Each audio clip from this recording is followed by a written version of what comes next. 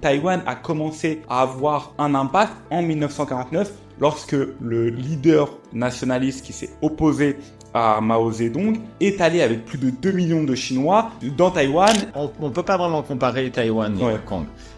C'est vraiment deux choses tout à fait différentes. Le Parlement taïwanais est très connu pour que les gens se frappent. Les députés se tapent dessus, mais vraiment physiquement.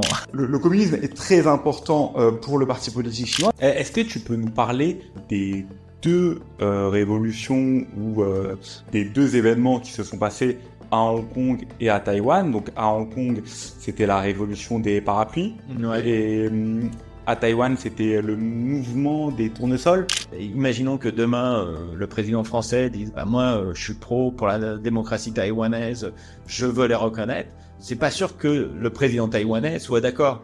Parce que lui, ça va le mettre en porte-à-faux et peut-être risque de déclencher une guerre qu'il ne souhaite pas. Il va y avoir dans les Hauts-de-France une gigafactory taïwanaise qui va être construite pour construire des batteries de voitures. On utilise souvent les gilets jaunes avec mai 68 qui étaient complètement différents, qui n'avaient rien à voir. En Taïwan, c'est plus une question de principe pour la Chine. Pour la Chine, c'est très clair, Taïwan est un territoire chinois.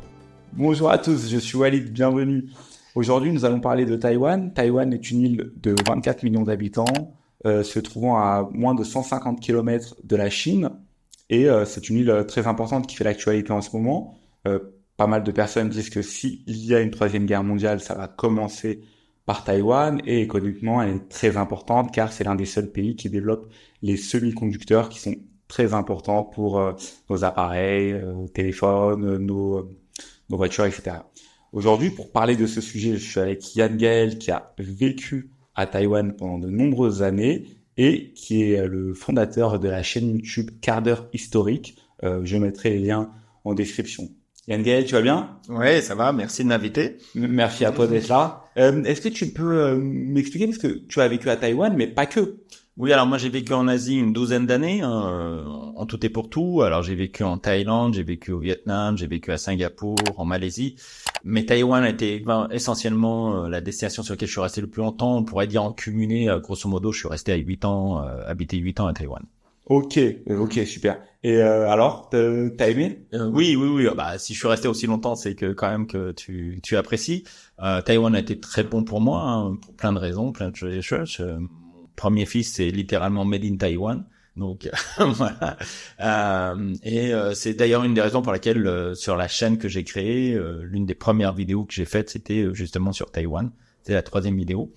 Sur la problématique qu'il y a entre la Chine qu'on connaît, la République populaire de Chine, et la République de Chine, qui est Taïwan, et la Chine communiste. Ok. Et en fait, ce qui est bien, c'est que toi, t'as fait Taïwan, mais t'as pas fait que Taïwan. T'as pu t'imprégner de la culture asiatique, même si, à mon avis, toutes les cultures ne sont pas les mêmes. C'est-à-dire que le Vietnam ne doit pas avoir la même mentalité que la Chine, qui n'a pas la même mentalité que Taïwan. Et donc, tu comprends un peu mieux que la moyenne les problématiques qui peuvent y avoir là-bas, les sentiments des Taïwanais envers la Chine, les problématiques que les puissances régionales peuvent avoir contre cette puissance dominante qui est la Chine. La puissance dominante a une longue histoire, la Chine de puissance dominante, elle a une longue histoire de relations et de guerre avec le Vietnam, par exemple, longue histoire évidemment avec Taïwan et avec les autres pays. Et alors, évidemment, c'est toujours très réducteur de parler de culture asiatique. C'est comme si on disait une culture européenne. C'est vrai sur certains sujets politiques ou idéologiques, mais chaque pays, comme on voit bien entre la France, l'Angleterre et l'Allemagne, il y a des très grosses différences au niveau culinaire, au niveau culturel, etc. Et c'est pareil pour Taïwan et pour l'Asie, du Sud-Est, aussi bien au Vietnam que la Thaïlande, que c'est les peuples khmers, les peuples chinois, les peuples différents, donc des langues différentes, des écritures différentes. Donc voilà, on peut pas vraiment parler de culture asiatique, mais effectivement, la Chine a une prédominance naturelle par sa géographie et par son histoire sur les différents pays qui l'entourent. La Corée du Sud a une relation très importante. Il faut savoir que par exemple en Corée, on utilisait les caractères chinois pendant très longtemps, et c'est à peu près au niveau du XVIe siècle qu'on a commencé à écrire une vraie orthographe coréen pour la langue coréenne.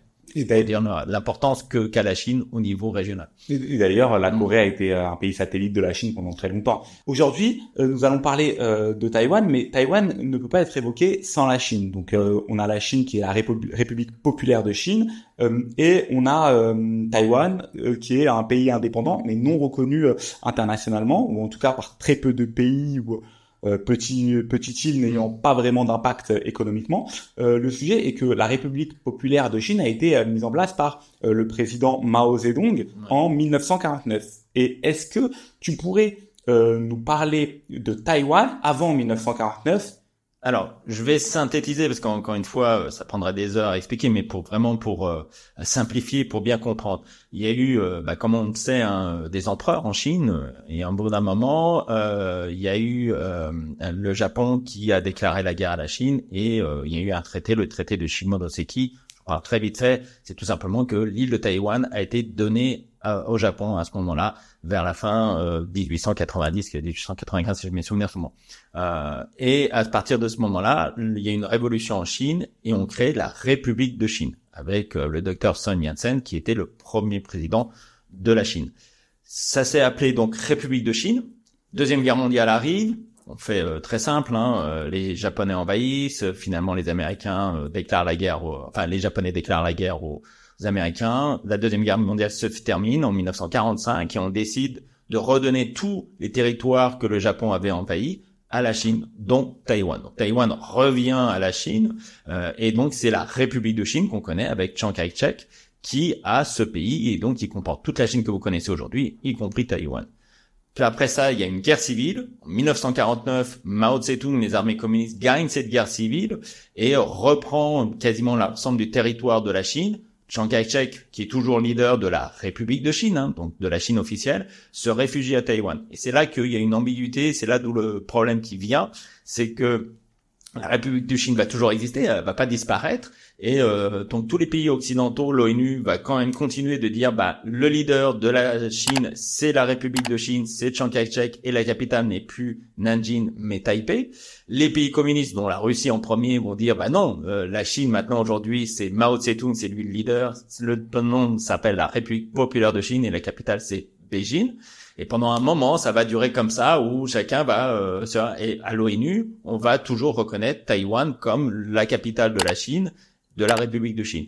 À partir de 1970, dans les années 70, il y a toute une histoire avec Nixon, etc. Bref, on décide de changer et on décide de reconnaître enfin la Chine, la République populaire, puisque c'est eux qui ont tout le contrôle de la Chine, comme quoi ce sont bien eux les leaders de la Chine. Donc la République populaire de Chine prend son siège à l'ONU, la République de Chine, donc Taïwan, perd son siège à l'ONU, et donc officiellement la République populaire de Chine devient la Chine et le Mao Tse-tung devient le leader de la Chine. Et c'est là toute l'ambiguïté, c'est qu'à cette époque, ce qu'ils auraient dû faire, comme ils ont fait aujourd'hui avec la Corée du Nord et la Corée du Sud, qui encore une fois s'appelle pas Corée du Nord, Corée du Sud, c'est République de Corée, République populaire de Corée. C'est qu'aujourd'hui on a les deux nations séparées. À l'époque, on n'a pas voulu séparer les deux nations. Ce qui aurait dû être fait dès les années 70. Mais comme on n'a jamais fait ça et qu'on a reconnu, Taïwan a perdu son siège et officiellement, c'est resté un territoire de la Chine. Et donc officiellement, la République populaire de Chine est devenue le pays, la capitale, le leader de la Chine officielle. Et donc Taïwan est resté comme ça, et donc c'est un peu ce paradoxe où c'est un pays complètement indépendant en réalité, c'est-à-dire qu'ils ont un passeport taïwanais, ils ont une monnaie taïwanaise, le New Taiwan Dollar, ils ont un gouvernement taïwanais dont on a vu dans les journaux parce qu'il y a eu les élections présidentielles très récemment, ils ont une armée taïwanaise, enfin ils ont tout, sauf que c'est pas reconnu. Concrètement, et c'est là toute l'ambiguïté du problème, c'est-à-dire que si demain, pour une raison X ou Y, le président de la Chine qui a un peu bu décide allez, je donne l'indépendance à Taïwan, on les reconnaît sur un siège, ça changerait physiquement rien pour Taïwan parce qu'ils ont déjà leur indépendance physique. Le seul truc, c'est qu'effectivement sur les marchés internationaux, on l'a bien vu avec le Covid, le WHO, ils peuvent pas avoir de siège, donc ils peuvent pas communiquer. Sur l'ONU, ils peuvent pas communiquer. À l'UNESCO, ils ont pas de siège. Aux Jeux Olympiques, ils sont pas, ils apparaissent pas en tant que Taïwan. Mais sinon, problème physique, ils ont rien du tout. Il y a aucun changement. J'imagine que si demain la Corse ou l'Écosse devaient devenir indépendants, ça compliquerait beaucoup de choses. Il y aurait beaucoup de structures à remettre en place, de pays. Là, c'est pas le cas. Là, la Taïwan est totalement indépendant physiquement, mais il est juste pas reconnu. Oui, ok, c'est très clair. Pour rappeler les différentes dates, Taïwan a été colonisé en 1640 ou 1650 par les Hollandais. Par Oui. la suite, il y a eu justement l'empire Qing qui a repris Taïwan aux Hollandais, mais avant 1895 et la première guerre sino-japonaise, c'est vrai que Taïwan n'avait pas un gros impact. Cependant, le Japon avait un intérêt à reprendre Taïwan parce que justement, ils essayaient d'avancer sur la Chine en passant par la Corée ou en ayant justement Taïwan qui est à 150 km des côtes chinoises. Et le sujet, c'est que en 1911, à la fin de l'empire des Qing, le premier président de la de la Chine, Sun Yat-sen, a justement repris le pouvoir, mais Taïwan avait encore là peu d'impact. Taïwan a commencé à avoir un impact en 1949 lorsque le leader nationaliste qui s'est opposé à Mao Zedong est allé avec plus de 2 millions de Chinois dans Taïwan et pour justement avoir une sorte de base arrière pour pouvoir reprendre la Chine continentale. Et oui. Ouais, tout à fait. En fait, on peut dire qu'il y a deux dates sur Taïwan. T'as 1662 où le général Chen Cheng-kung, qu'on connaît en fait en France et à l'étranger sous le nom de Kongqingga. C'est lui qui a conquis Taïwan pour les Chinois. À partir de là, il commençait à avoir une immigration de Chinois sur le territoire, mais qui s'est pas forcément développée. La vraie grosse immigration, c'est effectivement pendant la guerre civile, quand Chiang Kai-shek, lui, s'est réfugié sur l'île de Taïwan. Il a emporté un maximum de gens qui l'ont suivi, d'autres personnes qui fuyaient évidemment le parti communiste et les répressions ont commencé à s'installer à Taïwan, et donc là il y a eu vraiment une forte développement d'immigration de Chinois sur Taïwan, sur l'île de Taïwan. Et évidemment on était en pleine guerre froide, donc les États-Unis ont commencé à développer aussi l'armement. Il y avait une présence militaire à Taïwan, un peu comme au Japon, comme en Corée d'ailleurs, comme en Corée du Sud. À partir de 70, quand Taïwan a perdu son siège en 1971, c'est là où les armées américaines se sont retirées et Taïwan a pris. Mais Taïwan avait déjà fortement développé économiquement et avait tout de suite pris une économie plus forte que la Chine en ce sens dans son développement. La Chine était vraiment dans le caractère communisme qu'il y avait à l'époque et ne se développait pas aussi rapidement que le Japon, que la Corée du Sud ou que Taïwan. Il y avait une grosse influence, une grosse demande, et puis il y avait des marchés faits avec les États-Unis qui voulaient absolument développer Taïwan économiquement. Justement, alors c'est important ce qu'on évoque parce que en fait l'objectif est de savoir quelle est la mentalité de la Chine et quel est le parcours chinois pour arriver au parcours actuel et aux relations actuelles avec Taïwan. Et en fait, le communisme est très important pour le parti politique chinois. D'ailleurs, c'est le parti communiste chinois. Et le fait est que le parti communiste chinois était un allié de l'URSS à l'époque et de l'URSS de Staline. En 1953, nous avons eu la mort de Staline et Khrouchtchev, lorsqu'il est arrivé au pouvoir, a fait une déstalinisation et a remis en cause un peu le stalinisme de l'URSS. C'est ce qui a fait prendre, c'est ce qui a fait que Mao Zedong a pris ses distances avec l'URSS, a commencé à se demander s'il ne fallait pas un deuxième pays puissant comme allié et a commencé à se rapprocher des États-Unis. Et c'est là où on en arrive à 1971 et le fait que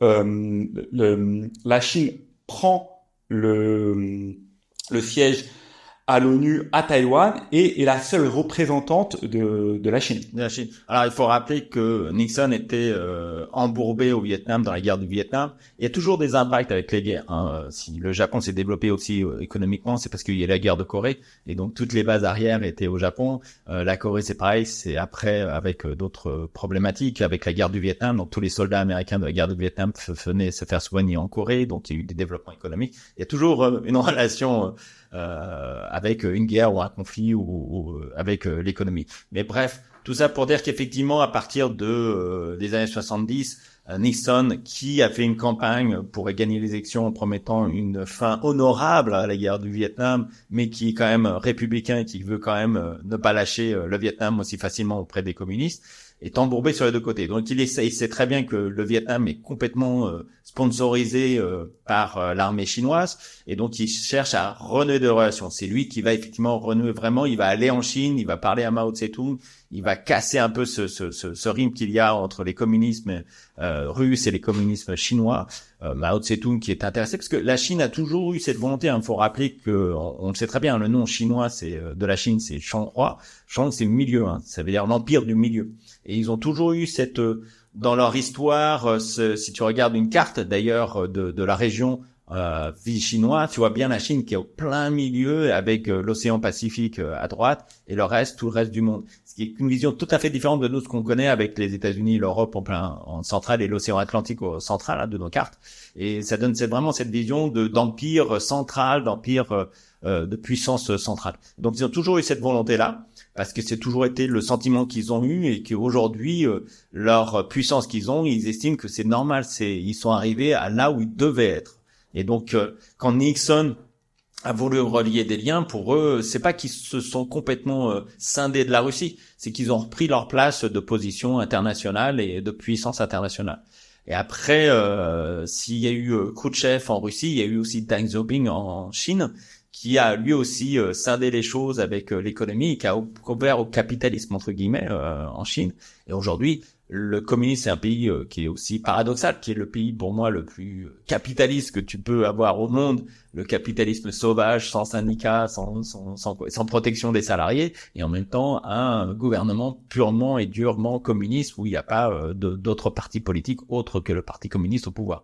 Justement, on a parlé de 1971 avec le siège à l'ONU, et là tu nous as parlé de l'ouverture avec Deng Xiaoping qui a suivi Mao Zedong. D'ailleurs, tu parles de l'ambiguïté de la Chine communiste avec l'hypercapitalisme.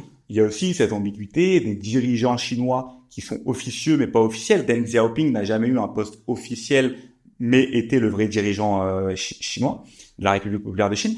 Le sujet avec Deng Xiaoping, c'est que il a été central dans la définition que a la Chine de Taïwan. Pourquoi ? Parce que c'est lui qui a pour la première fois parlé un pays, deux systèmes. Est-ce que tu pourrais nous en parler en 1979 ? Oui, alors c'est encore quelque chose qu'on utilise aujourd'hui, ce qu'ils ont utilisé pour Hong Kong, c'est-à-dire un pays, deux systèmes. C'est-à-dire que on va récupérer Hong Kong, mais on vous promet, vous pourrez garder votre système soi-disant démocratique pour eux, avec votre assemblée, vos choses. Donc, c'est ce concept de dire, on réunit, on est tous des Chinois, mais on comprend bien qu'il y a des spécificités dans votre pays et qu'on va respecter vos spécificités.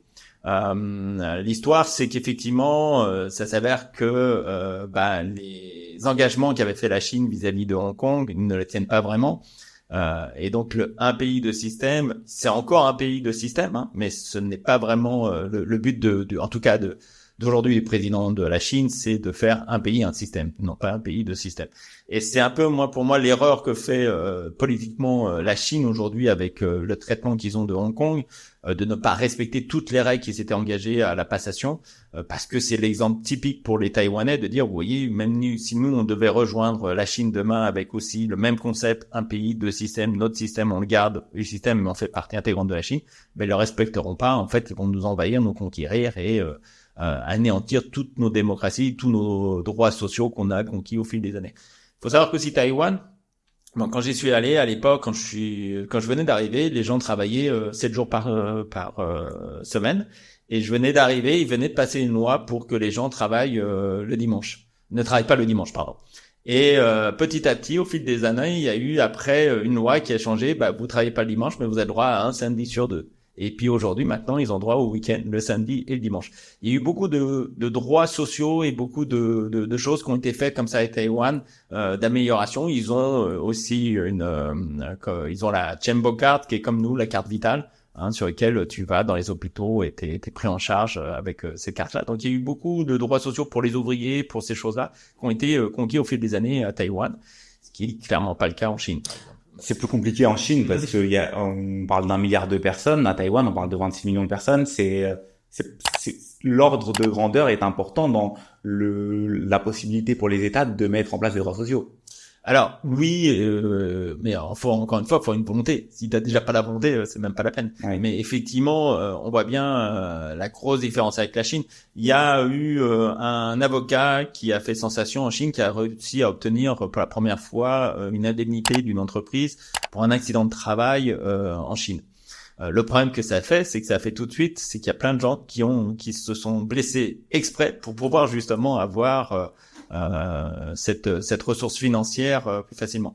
Donc voilà, dès que t'es départ, t'as pas une base saine, c'est un peu compliqué. Il faut une volonté politique. Tu peux faire par étapes, mais bon, on voit bien, on a réussi à le faire en Europe. Ça s'est pas fait du jour au lendemain. Hein. Il y a eu beaucoup de luttes sociales, beaucoup pour obtenir ça.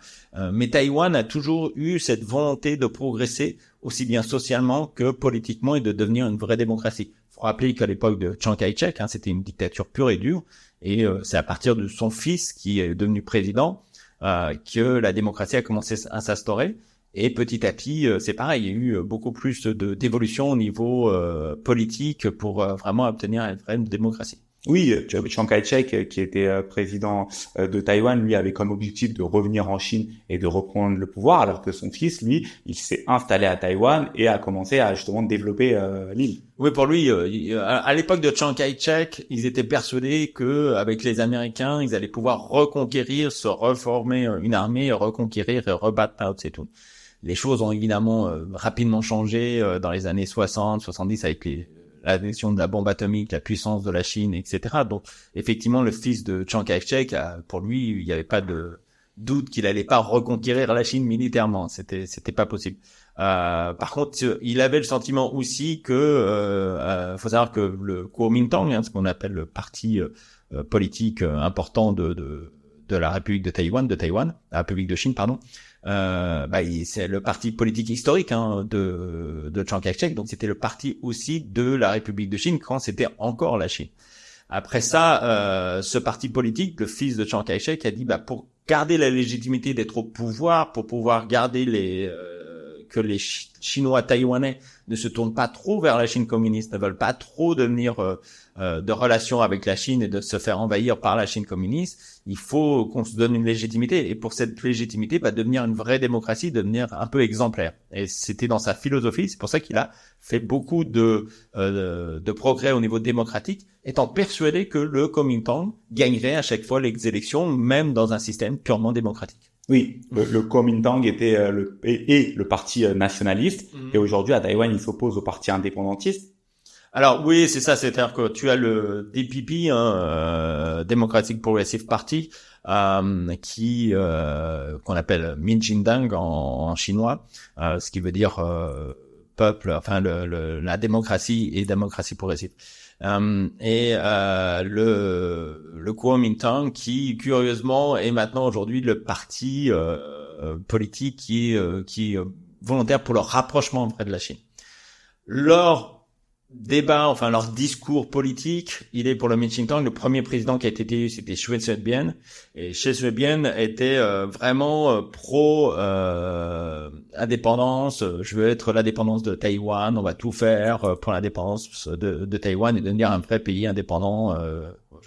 Et tu avais le Kuomintang qui était non, il faut qu'on se rapproche de la Chine et tout ça. En réalité, les deux, de toute façon, quoi qu'ils arrivent, au pouvoir ne changent rien. Ils veulent surtout pas changer. Ils sont tous pour le parti du statu quo. Et d'ailleurs, aujourd'hui, sur les dernières élections présidentielles, il y a eu un troisième candidat qui disait, arrêtons de dire pro-indépendantiste ou pro-chinois. De toute façon, on veut le statu quo. Moi, je suis pro-statu quo. Je suis pro, on ne bouge pas. En réalité, c'est ça. Pourquoi? Parce que tout simplement, dans les deux partis, les indépendantistes, comme le disait la présidente, l'ancienne présidente qui vient de passer la main à Lee Ching-te, elle disait, nous on est déjà indépendants physiquement, on n'a rien à gagner de plus. On peut, oui, un siège à l'ONU, on peut avoir des rapports facilités avec les grandes institutions comme le WHO, des choses comme ça, mais en réalité ils sont déjà indépendants. Donc pourquoi les s'emmerder à essayer de faire un conflit militaire pour gagner quoi à la fin? Et donc aucun des partis ne veulent vraiment changer quoi que ce soit quand ils sont au pouvoir. Ils s'occupent plus de la politique intérieure que de la politique extérieure en réalité. Mais c'est un discours, effectivement, on est pro-indépendantiste ou pro-chinois. Mais dans les deux cas, ils sont en réalité beaucoup plus pro-statu quo, avec un petit peu de plus de relations avec la Chine pour le parti Kuomintang, un peu moins de relations économiques avec la Chine pour le TPP, mais ça s'arrête là. En fait, ils restent dans le statu quo tous les deux. Alors, j'arrive pas à être d'accord. On va essayer de plus approfondir ce sujet. En fait, tout à l'heure, tu as parlé. Je pense que l'économie est importante. C'est-à-dire que l'économie est importante et comment dire, la Chine avance sur Taïwan économiquement. 50% ou 40% des exportations de Taïwan sont faites vers la Chine. Donc déjà, il y a une dépendance économique et à partir du moment où il commence à y avoir une dépendance économique, il peut y avoir une dépendance politique. Ensuite, la Chine avance ses pions à Hong Kong et à Taïwan, à Hong Kong notamment avec, je sais pas si tu en as entendu parler, mais du fait que les dirigeants hongkongais devaient être élus par 1200 dirigeants chinois les dirigeants, il y a 1200 dirigeants chinois qui doivent accepter ou non les candidats aux élections hongkongaises. Alors, on peut pas vraiment comparer Taïwan et Hong Kong. C'est vraiment deux choses tout à fait différentes. D'abord, il faut se rappeler que Hong Kong était un territoire britannique. C'était pas un pays indépendant, démocratique, indépendant. Ils avaient certes une assemblée, mais on est très très loin d'un pays autonome et indépendant et démocratique de ce genre. Ensuite, Hong Kong, faut rappeler que pour donner une idée de grandeur, c'est la moitié du Luxembourg en dimension. Okay. Taïwan, c'est un pays aussi grand que la Belgique et le Luxembourg réunis. Ensuite, comme tu le disais, il y a à peu près 24 millions d'habitants à Taïwan, il y a même pas 3 millions d'habitants à Hong Kong. On n'est pas du tout dans les mêmes proportions, on n'est pas du tout dans les mêmes questions historiques. Hong Kong faisait partie de la Chine et devait retourner à la Chine, on avait une date, c'était figé, c'était terminé. Donc, c'est vraiment pas du tout comparable dans le domaine aussi bien économique, géographique, politique ou militaire. Il n'y a pas d'armée à Hong Kong, il n'y a pas de puissance à Hong Kong de ce côté-là. Donc on peut pas, j'éviterai toujours de comparer les deux. Pour toi, la manière de faire de la Chine, qui est d'avancer doucement, par exemple, je vais te donner un exemple, Hong Kong n'a pas été rendu à la Chine parce qu'il devait être rendu à une date donnée ou parce que les Britanniques voulaient prendre Hong Kong. Hong Kong a été rendu à la Chine parce que ça devenait intenable au vu des incursions du parti chinois à Hong Kong et au vu de leurs actions en sous-main. Et en fait, le sujet est que la Chine n'est pas un pays qui prend les problèmes de front. Ils arrivent toujours à essayer d'entrer dans les problèmes de manière détournée. Comme la Russie, comme beaucoup d'autres pays, comme les États-Unis, c'est pas que frontal, il y a tout type de solutions. Mais Hong Kong était quand même bien défini, on savait à quelle date ça allait être rendu, les Anglais avaient signé un contrat avec la Chine, on va effectivement rendre Hong Kong à telle date. Donc tout était bien défini. Taïwan, c'est pas du tout le cas. Taïwan, ça a toujours été voulu être indépendant, rester être indépendant, ça a énormément voulu reconquérir la Chine militairement, mais c'était complètement utopique. Mais aujourd'hui, ça a toujours été dans ce cas-là. C'est vraiment un pays indépendant qui a, encore une fois, qui a son passeport, qui a sa monnaie, qui a son armée, une armée très puissante. Évidemment, ridicule comparativement à la Chine qui est un géant à côté d'elle. Mais si on prend un niveau européen, il y a beaucoup de pays d'Europe qui sont pas au niveau de l'armée taïwanaise, pour donner un exemple. Donc oui, il y a toujours des leviers différents, mais je ferai pas un comparatif entre Hong Kong et Taïwan parce que c'est très très très différent. Par contre, effectivement, il y a des comparatifs à faire au niveau économique entre la Chine et Taïwan. On connaît toute l'histoire des semi-conducteurs. Taïwan est très puissant en semi-conducteurs, ce qui fait aussi que l'intérêt pour une sorte de protection pour eux, de gilet pare-balles, comme on dit souvent dans les médias, parce qu'effectivement, si demain, on l'a bien vu pendant la pandémie où on n'avait plus accès aux semi-conducteurs, faut savoir que les semi-conducteurs aujourd'hui, c'est à peu près partout, ton téléphone, dans l'armée, dans les voitures. Je sais qu'il y a eu un rapport qui montrait qu'aujourd'hui, plus de 40% des véhicules dépendent des semi-conducteurs. C'est massif à tout niveau. Et Taïwan, il y a eu d'ailleurs à la demande de Joe Biden, le président des États-Unis, a demandé de faire un rapport de toutes les domaines, les secteurs sur lesquels les États-Unis sont dépendants. Et évidemment, il est ressorti les semi-conducteurs. Alors, les États-Unis sont l'un des plus gros constructeurs de semi-conducteurs, mais la fonderie des semi-conducteurs se fait à Taïwan. Donc, ils sont dépendants quand même de Taïwan dans cette construction-là. Même si c'est eux qui les vendent, même si c'est eux qui les produisent, il y a quand même une partie de la production qui vient de Taïwan. Un peu comme ta voiture, si ton moteur vient être fabriqué en Chine et que tout le reste est fabriqué en France, malgré tout, tu as besoin du moteur chinois. C'est pas le cas, mais c'est pour donner un exemple des choses. Donc, Taïwan a cette protection par ses semi-conducteurs. Et la Chine, effectivement, s'est développée rapidement et aujourd'hui est une économie très puissante, mais est une économie aussi qui dépend de ses exportations. Et c'est tout aussi le ratio qu'il y a avec la guerre en Ukraine, avec la Russie. C'est qu'aujourd'hui, la Chine dépend complètement de toutes les ventes qu'elle fait en Europe, aux États-Unis, c'est son plus gros marché. Elle pourrait pas se permettre, comme la Russie se permet aujourd'hui, d'avoir des sanctions économiques au même niveau qu'à la Russie. Donc, c'est encore une fois, voilà, il y a des dépendances d'un côté. Effectivement, pour Taïwan, l'un des plus gros marchés, c'est la Chine, parce que c'est juste à côté, donc c'est beaucoup plus facile. Ils parlent la même langue, c'est beaucoup plus simple. Donc, il y a toujours ce ratio économique. Mais Taïwan aura toujours des secteurs et fait des gros investissements en ce moment sur la robotique pour être leader aussi, au même titre que les semi-conducteurs dans la robotique. Donc, ils cherchent à développement. Ils ont le marché chinois, mais très clairement, on sait très bien que demain, ils perdraient le marché chinois et ils trouveraient d'autres marchés, d'autres ouvertures. Ils n'ont pas cette indépendance comme, par exemple, l'Allemagne a été son indépendance avec le gaz en russe, qui est franchement un très bon investissement quand tu vois stratégique, voilà, et qui fait que ça la bloque du jour au lendemain de ses actions vis-à-vis de la Russie. Là, on n'est pas sur le même niveau d'indépendance. Et justement, tout à l'heure, tu disais que Taïwan ne voulait pas, voulait garder un statu quo et ne voyait pas l'intérêt de rejoindre la Chine. Tu nous parlais de la bipolarité de la Chine qui aussi entre un parti communiste chinois qui est pour la collectivité, qui est pour mettre en commun les moyens de production, pour mettre en commun les terres agricoles, mais en même temps de l'hypercapitalisme. On a l'exemple de Hu Jintao qui était milliardaire, le prédécesseur de Xi Jinping. Oui, alors aussi aujourd'hui, à ce jour, on sait que dans le gouvernement chinois de Xi Jinping, il y a, je sais plus le nombre exact, mais il y a des centaines de milliardaires qui sont dedans, qui sont inclus dans ce gouvernement. Et donc, ils dépendent eux aussi, pour leur fortune, des exportations, et qui forcément ont un avis à donner sur le fait d'avoir des sanctions ou pas, ou du risque ou pas. Puis encore une fois, Taïwan, c'est plus une question de principe pour la Chine. Pour la Chine, c'est très clair. Taïwan est un territoire chinois. C'est chez eux. OK? Et à un moment donné ou à un autre, il va falloir que ça revienne chez nous. Point barre. C'est ce qu'ils appellent une île séparatiste, enfin une île réfractaire ou le terme que tu veux.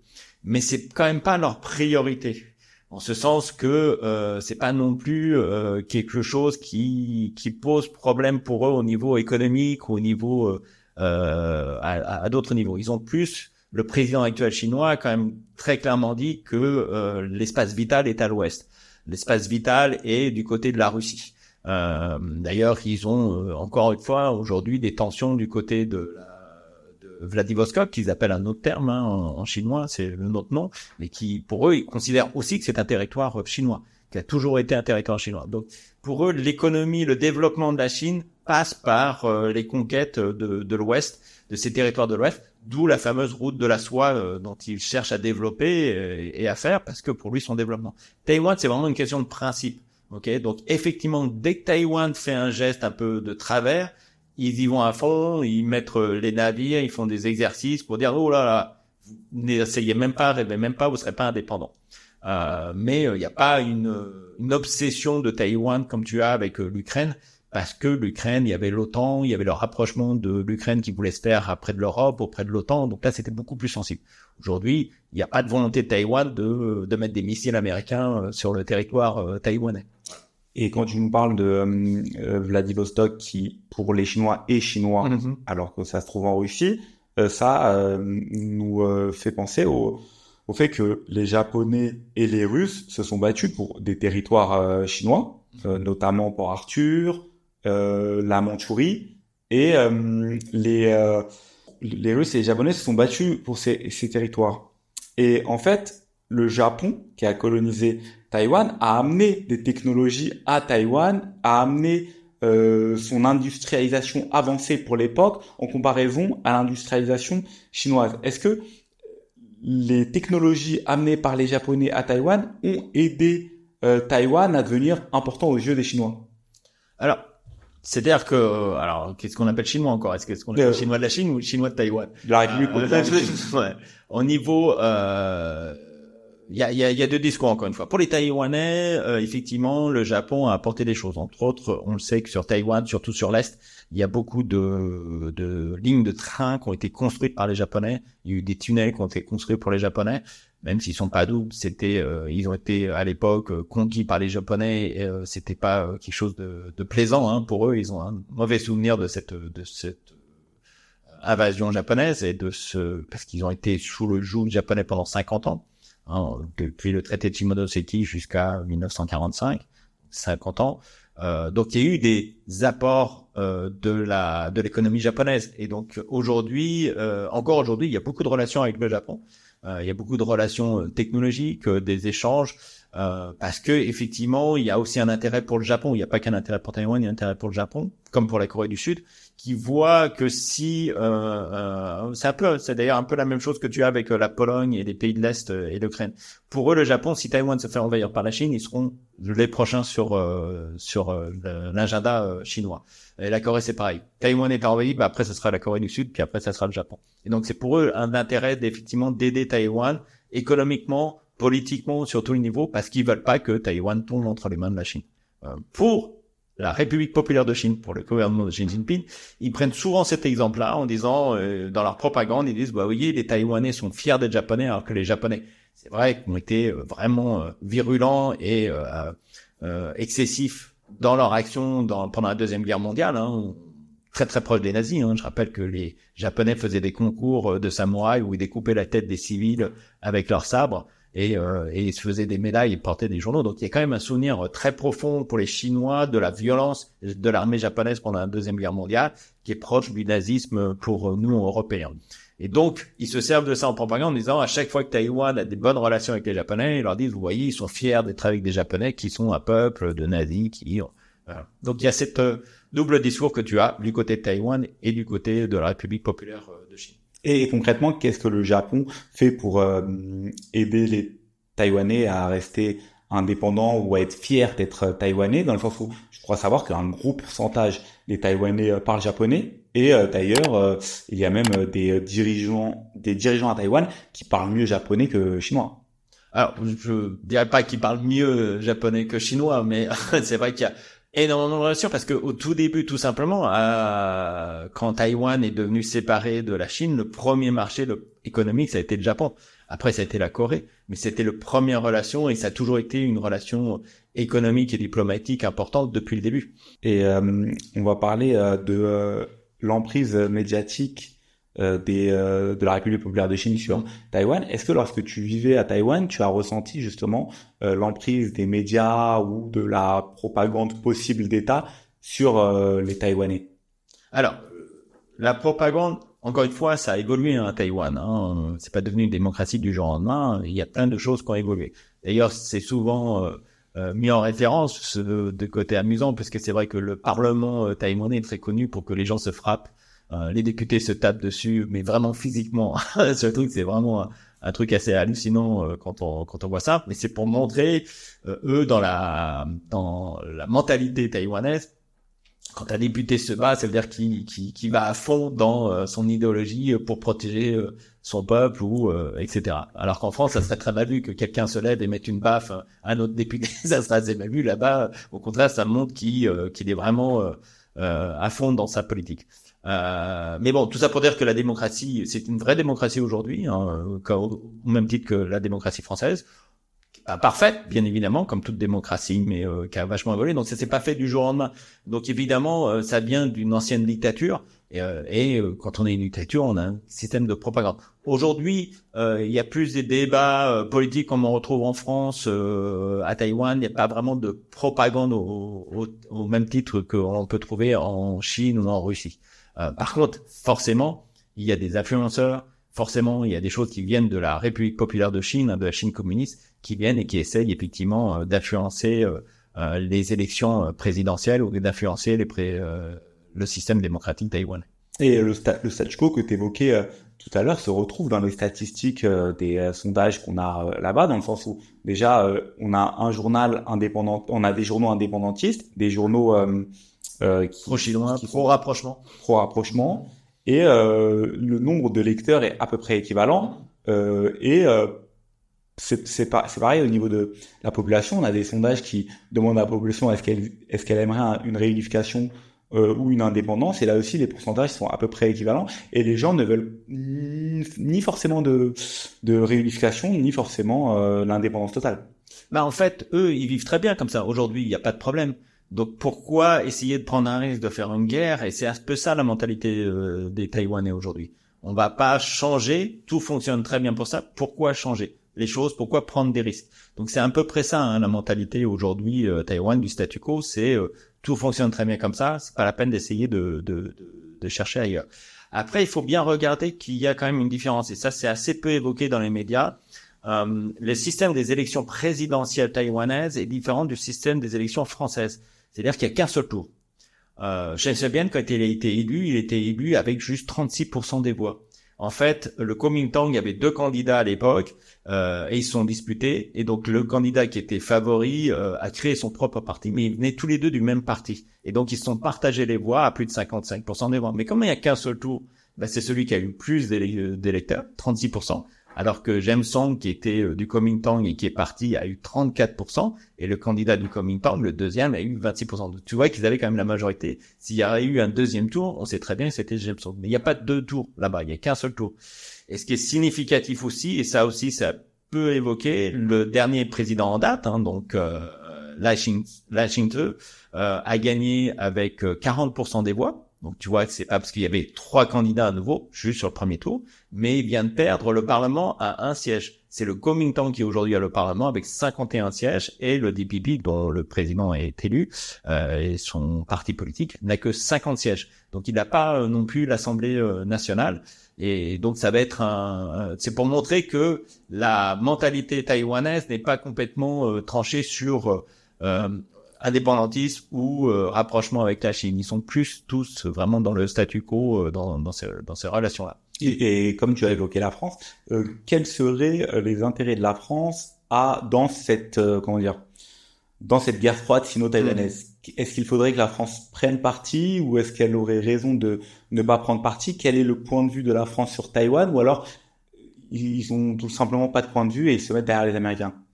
Bah, disons que la France, c'est toujours le débat. En fait, c'est de savoir où est-ce qu'on se positionne. Est-ce que, comme on a vu avec la guerre en Ukraine, est-ce que on va derrière les institutions qui ont été créées pour ça, c'est-à-dire l'ONU? On est logiquement censé se servir de l'ONU. On a vu l'ONU complètement absente de la guerre en Ukraine. Ou est-ce que on intervient en tant que, quelquefois, il y a des présidents français qu'on connaît qui ont voulu remettre la prestance de la France et se mettre dans une politique diplomatique internationale. L'histoire par rapport à Taïwan, c'est vrai que c'est assez loin pour les Français et pour la France. En fait, le problème de tout pays, que ce soit la France, l'Allemagne, à part les États-Unis, parce que les États-Unis c'est très particulier, il y a une loi, on en parlera après, mais tous les autres pays, c'est pas seulement, imaginons que demain le président français dise moi je suis pour la démocratie taïwanaise, je veux les reconnaître. C'est pas sûr que le président taïwanais soit d'accord, parce que lui ça va le mettre en porte-à-faux et peut-être risque de déclencher une guerre qu'il ne souhaite pas. Donc même si on veut être pro-démocratique et favoriser Taïwan, c'est peut-être pas dans son intérêt à lui. Donc la plupart des présidents taïwanais, c'est de pas faire de bruit, de rester comme ça, c'est mieux. Donc il y a peut-être pas non plus une volonté de Taïwan de demander à ce que les Français fassent plus d'efforts que ça pour les reconnaître ou pour leur démocratie. Par contre, effectivement, ce qu'ils recherchent, comme tous les autres pays, c'est qu'on leur fournisse des armes, qu'on leur fournisse une protection militaire vis-à-vis si demain la Chine devait envahir Taïwan. Mais moi, j'avais pas cette impression, parce que Taïwan n'arrive pas à faire des projets économiques avec d'autres pays, parce que si un pays signe un contrat économique ou reconnaît Taïwan, la Chine ne voudra plus travailler avec ce pays, ne voudra plus le financer, etc. Cependant, comme Taïwan ont compris qu'ils ne pouvaient pas forcément avoir de gros pays dépendants de la Chine, comme les États-Unis, la France ou l'Allemagne, s'orientent vers les pays d'Asie du Sud-Est, comme le Vietnam, Singapour, etc. Taïwan développe de grosses relations avec les pays européens, malgré tout. Il faut pas croire que le business existe, il est là. D'ailleurs, il va y avoir dans les Hauts-de-France une gigafactory taïwanaise qui va être construite pour construire des batteries de voitures. Donc tu vois bien qu'il y a quand même des relations. C'est pas officiel comme on le fait avec d'autres. Il y a pas d'accord comme on voit, de façon à éviter de friter la Chine. Mais les business existent et les relations existent. Donc pour la France, il y a des relations économiques, comme il y a des relations avec la Chine communiste, il y a aussi des relations avec la Chine de Taïwan. Mais voilà, mais il n'y a pas de statut de position faite officiellement pour reconnaître Taïwan dans les institutions. Il y a une ambassade de France à Taïwan, sauf que ce n'est pas une ambassade, c'est pas reconnu comme une ambassade. Voilà, ils ont tous les mêmes documents et tous les mêmes personnes, mais officiellement c'est pas une ambassade, c'est un office du tourisme. Enfin, appelle ça comme tu veux. Le bureau de représentation, c'est comme ça que ça s'appelle. C'est pareil à Paris, t'as le bureau de représentation de Taipei, qui est en fait l'ambassade de Taïwan, mais ce n'est pas reconnu. Donc au quotidien, tout est là. C'est juste qu'on ne le met pas de manière officielle pour ne pas justement vexer ou porter porte-à-faux la République populaire de Chine. Et tout à l'heure, tu nous parlais des semi-conducteurs comme gilet pare-balles pour Taïwan. En fait, ce qu'il faut savoir, c'est que les semi-conducteurs sont des puces électroniques qui permettent justement d'avoir de la mémoire et d'avoir une puissance de calcul pour nos appareils, que ça soit nos appareils photo, nos téléphones, nos ordinateurs, etc. Et en fait, les semi-conducteurs sont une avancée pour l'humanité, entre guillemets, dans le sens où avant, nous avions besoin de plus gros appareils qui étaient encore moins puissants. Et aujourd'hui, nous avons de plus petits appareils qui sont encore plus puissants. On a l'exemple, par exemple, il est souvent évoqué le fait que l'iPhone qu'on a dans notre poche aujourd'hui est beaucoup plus puissant que l'ordinateur de bord qui était dans les fusées de l'époque de la guerre froide en 1950-1960 entre la Russie et les États-Unis. Et en fait, le fait est que les semi-conducteurs ont permis justement aux fusées de partir dans l'espace, car les ordinateurs de bord étaient bien trop gros pour pouvoir être dans une fusée, et les semi-conducteurs ont permis d'avoir des puissances de calcul bien plus puissantes dans un espace beaucoup plus restreint. Donc les semi-conducteurs sont la principale ressource qui fait que aujourd'hui nos technologies ont avancé, sont plus petites, sont plus puissantes, et Taïwan est le principal, voire le seul fabricant de semi-conducteurs dans le monde, car c'est une technologie de pointe, très bien gardée, où on a une entreprise hollandaise qui fabrique, on a une entreprise taïwanaise qui assemble, mais ça doit se compter sur les doigts d'une main, en fait, le nombre d'entreprises le nombre d'entreprises de pointe dans les semi-conducteurs. Oui, c'est-à-dire que les semi-conducteurs existent depuis longtemps, mais Taïwan a tout de suite investi très largement là-dedans et a tout de suite été l'un des leaders dans le domaine. Et ça, son entreprise TSMC qui représente à elle seule 40% des semi-conducteurs que Taïwan du monde, et donc plus de 80% de ce que fait Taïwan. Et leader dans le domaine. L'avantage de Taïwan, c'est qu'effectivement aujourd'hui il y a d'autres pays, des choses qui se mettent dans les semi-conducteurs, mais Taïwan va dans le progrès dans les semi-conducteurs encore la nouvelle génération, encore plus petit, encore plus puissant, et a cette capacité des machines et des choses comme je disais dans la fonderie de pouvoir faire ces semi-conducteurs là, et qui deviennent de plus en plus indispensables pour la plupart des appareils qu'on a aujourd'hui. Au quotidien, tu parlais des téléphones portables, des ordinateurs, mais comme je le disais, aussi bien dans l'armement que dans les voitures, que dans tous les autres domaines, les semi-conducteurs sont indispensables. Et effectivement, c'est une protection parce que d'une certaine manière, puisque demain, encore aujourd'hui, même s'il y a des entreprises des États-Unis ou la Chine se mettent à fabriquer des semi-conducteurs, ils sont pas encore au niveau de ce qu'est Taïwan. Taïwan a toujours un pied d'avance par rapport à cette technologie-là. Est-ce que la Chine a des traumatismes par rapport à son histoire? Nous savons que la Chine de Mao Zedong a fait des politiques économiques comme le Grand Bond, où il y a eu plus de 30 millions de morts dans les campagnes chinoises. Il y a eu la révolte culturelle qui a été une vraie révolution où les étudiants se mettaient à penser à leur propre famille et ces choses-là. Oui, il y a eu des périodes très très sombres dans la Chine communiste. La Tiananmen avec 1300 étudiants morts. Est-ce que ces traumatismes que la Chine... Déjà, est-ce que ce sont des traumatismes pour... En fait, déjà, on va parler par étapes. Tiananmen, comme tu parles, aujourd'hui, il y a une vraie propagande de cacher et de ne plus parler de Tiananmen.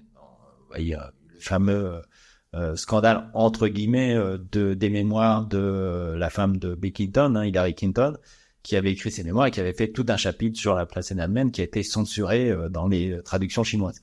Donc il y a une vraie politique de ne plus parler de cet événement, de le cacher. Ensuite, sur le passé de Mao Tse-tung, alors il y a eu une vraie politique parce que tu sais que c'est la femme de Mao Tse-tung qui a pris le pouvoir après, puis après elle a été condamnée à mort. Il y a eu un peu comme le principe de la déstalinisation qui s'est fait effectuer à cette époque-là.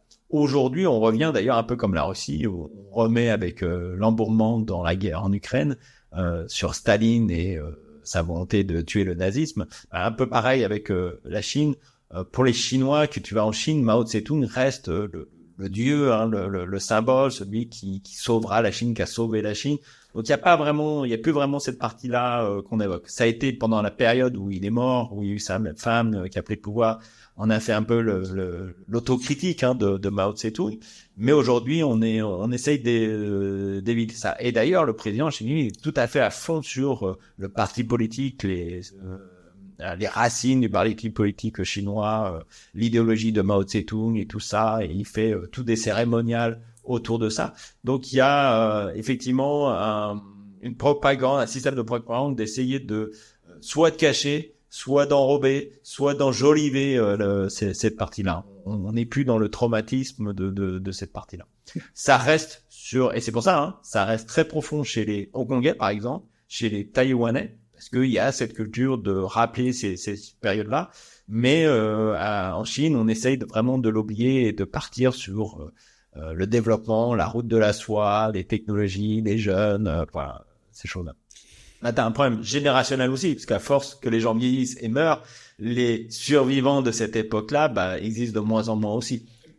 Ces événements passés ne lient pas les mains des dirigeants chinois. Ils ne se disent pas, parce qu'il y a eu ces événements passés, on va pas recommencer à trop être insistant dans la vie de la population parce que on risque de revivre un passé douloureux. Non, parce qu'aujourd'hui il y a pas cette sensation-là parce qu'aujourd'hui il y a cette euphorie économique. On est une économie qui m'ouvre à 2 chiffres chaque année, c'est super, tout est beau, tout est rose. Commence à avoir de vrais problèmes au niveau immobilier, par exemple. Commence à avoir une réelle crise immobilière en Chine. Donc il n'y a pas encore cet impact-là de la population. Ensuite, il s'attaque surtout à des populations comme les Ouïghours qui ne sont pas considérés comme les Chinois. Donc il y a des massacres, en veux-tu en voilà des Ouïghours, en veux-tu en voilà du Tibet. Là, effectivement, ça revient un autre problème sur la population taïwanaise, qui sont tous à 90% chinois, d'origine chinoise. Donc de massacrer les Taïwanais pourrait peut-être avoir un problème. Malgré tout, les discours sont quand même assez forts et assez durs. C'est une île rebelle, ce sont des rebelles, et il faut les mater. Beaucoup de généraux chinois ont même déclaré, nous on préfère un Taïwan chinois ou un Taïwan rasé qu'un Taïwan indépendant. Ouais. Soit je vous rase, mais il y aura jamais de Taïwan indépendant.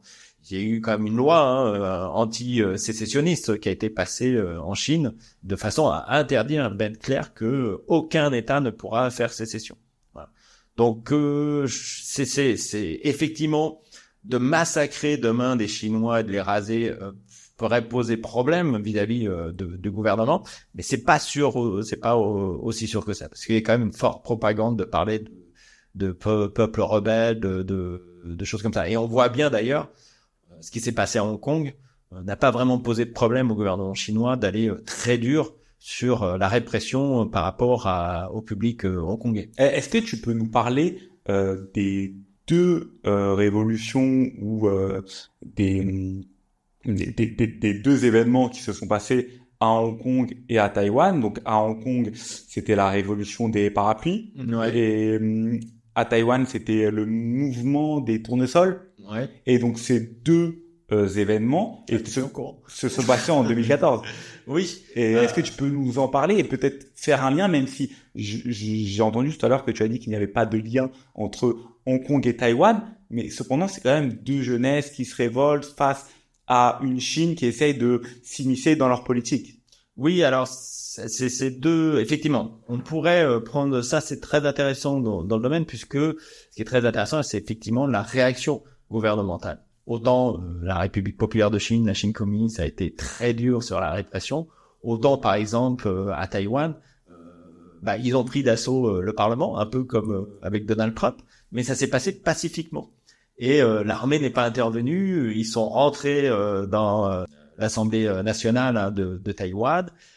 Mais l'armée qui n'intervient pas, pour toi, ça n'a pas de lien avec Tiananmen. C'est-à-dire que c'est pas des... Non, parce que c'est le gouvernement taïwanais qui a choisi de pas intervenir. Ok. Voilà. Donc c'est plus vraiment une notion de démocratie. Ils ont essayé de dialoguer. Il y a eu des vrais dialogues. Il y a eu des discours très intéressants d'ailleurs dans la chose des tournesols. Il y a eu des choses qui sont sorties de ça et ça s'est fini quand même assez pacifiquement. Alors que à Hong Kong, ça a été sans pitié. Ça a été tout de suite. On emmène la police, l'armée entre guillemets, mais en police, et ça a été tout de suite vraiment dans la lutte sanglante qui a été faite sur Hong Kong. Le gouvernement de la Chine a été très clair là-dessus. Là où c'est intéressant, c'est qu'effectivement le gouvernement taïwanais a certainement réagi comme ça pour justement encore plus se distinguer du gouvernement de la République populaire de Chine, pour encore plus appuyer sur le point, vous voyez, nous on est une vraie démocratie, on ne martyrise pas nos gens, on est prêt au dialogue, et ces choses-là. Et effectivement, très clairement, certainement, la place de Tiananmen, Taïwan n'a pas envie de revivre ce qu'ils ont fait et d'être critiqué de la même façon et de bien distinguer. Et c'est effectivement pour ça qu'il y a aussi beaucoup d'efforts. Il y a beaucoup de choses qui sont dans la constitution taïwanaise, il y a beaucoup de choses qui sont faites dans la système démocratique taïwanais liées avec les États-Unis. Comme ils sont, comme pour eux, les États-Unis, c'est leur protecteur, entre guillemets, sur les droits sociaux, sur ces choses-là, régulièrement le gouvernement taïwanais, ou en tout cas le parlement taïwanais, va aller aux États-Unis. D'ailleurs, le président actuel, La Ching-te, est allé régulièrement aux États-Unis pour discuter avec eux et pour savoir qu'est-ce qu'on pourrait faire pour être plus démocrate, qu'est-ce qu'on pourrait faire pour être plus social, qu'est-ce qu'on pourrait faire pour... Il y a beaucoup d'évolutions qui ont été faites sur ça, en copie de ce qui se fait dans les autres pays. Les gilets jaunes en France sont un mouvement qui a commencé, je crois, en 2019, 2018, et qui a été fortement réprimé par le pouvoir. Il y a eu plusieurs personnes éborgnées, et dans la politique française, ça reste quand même un petit traumatisme. On se demande, est-ce que le peuple va se révolter? On se demande comment est-ce que l'État en place va pouvoir justement canaliser cette révolte, etc. Est-ce que ces deux révoltes dont on a parlé à Hong Kong et à Taïwan ont été des traumatismes pour les gouvernements? Est-ce qu'ils ont été des traumatismes pour la population? Est-ce qu'ils pourraient recommencer? Je crois qu'à Hong Kong, ils ont recommencé en 2019. Encore une fois, on peut pas tout comparer, hein. C'est toujours très différent. C'est pareil. On utilise souvent les gilets jaunes avec mai 68, qui étaient complètement différents, qui n'avaient rien à voir au niveau idéologique. La différence, alors, il y a aussi une différence de traitement en France, par rapport à, par exemple, en Angleterre ou l'Allemagne. Il y a une vision, la loi c'est la loi, on doit faire respecter la loi. Et donc, c'est une vision un peu simpliste, mais qui fait qu'ils interviennent. Et qu'il n'y a pas cette distinguo entre, le mec qui vient protester pacifique et celui, le black box qui vient casser quelque chose. Et donc, qu'on mélange un peu ces choses-là, et c'est pour ça qu'on a vu toutes ces images violentes et réfractaires, puisque le principe français, c'est on doit respecter la loi, on doit faire interdire. On est quand même dans une démocratie, qu'on le veuille ou non, elle n'est pas parfaite, j'en suis là, mais il y avait plus, en France, c'est plus vraiment des problèmes sociaux, économiques qui fassent intervenir. Les gilets jaunes, je parle pas au nom des gilets jaunes et j'ai pas du tout l'intention de faire une thèse sur les gilets jaunes et d'expliquer. Mais j'ai pas le sentiment qu'il y avait une volonté de changer tout le système de politique français, de détruire l'Assemblée nationale, de détruire ceci ou détruire cela, comme il y a eu avec la Révolution française. C'est-à-dire qu'on abat le roi, on change, on crée un nouveau système politique et des choses comme ça. Et à Taïwan, c'était pareil. Taïwan, c'était pas pareil, justement, c'était la différence. Entre Hong Kong et Taïwan, c'était vraiment des volontés politiques et de système politique. Non pas des systèmes économiques et sociaux. C'était pas des luttes sociales, c'était des luttes complètement politiques. Donc c'était très différent des gilets jaunes dans ce sens. Et il y avait une vraie volonté à Taïwan de dire, on prétend être une démocratie, on est une démocratie, mais en réalité, il y a beaucoup de corruption, il y a beaucoup de choses, c'est pas vrai, le peuple n'est pas représenté, ceci, cela. Ce qui n'était pas vraiment, à mon avis, dans les Gilets jaunes. Il y avait vraiment une volonté au départ d'équilibre économique, social, de répartition, hein, c'est toujours le même débat sur le budget de l'État. Là, à Taïwan, à Hong Kong, c'était vraiment beaucoup plus politique. La Russie a expérimenté de nombreuses fois le fait de faire attention aux pays qui l'entourent. Tout à l'heure, on a évoqué justement le Japon qui, via la Corée, voulait rentrer en Chine. Aujourd'hui, Taïwan, même si, comme tu l'as dit, c'est plus une question de principe, Taïwan est à seulement 150 km de la Chine, a un énorme impact économique sur le monde via les semi-conducteurs qu'on a évoqués tout à l'heure. Et lorsque ça a un impact économique, les États-Unis ne sont pas très loin. Le fait est que l'Ukraine, qui a un impact quand même en Europe, c'est un pont entre la Russie et la France, l'Allemagne, etc. Et en fait, le fait est que l'Ukraine est un pays occupé par les membres de l'OTAN et qui est à la frontière de la Russie. L'une des raisons pour laquelle, selon Poutine, d'envahir l'Ukraine est le fait que l'OTAN et les États-Unis se rapprochent beaucoup trop de ces frontières. Les États-Unis ont quand même si ils ne reconnaissent pas Taïwan, ont quand même des relations avec Taïwan et essayent de s'immiscer un petit peu politiquement dedans. On a la présidente là de la Chambre, Nancy Pelosi, qui est allée rendre visite à Taïwan. Et le sujet est-ce que pour toi il y a une comparaison à faire entre l'Ukraine et la Russie avec les Américains en ce moment et Taïwan et la Chine avec les Américains en ce moment?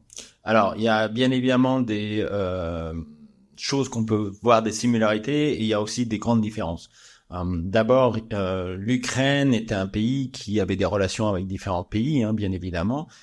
Mais Taïwan, à la différence de l'Ukraine, Taïwan, les Américains ont une loi, ce qu'on appelle le Taiwan Relation Act.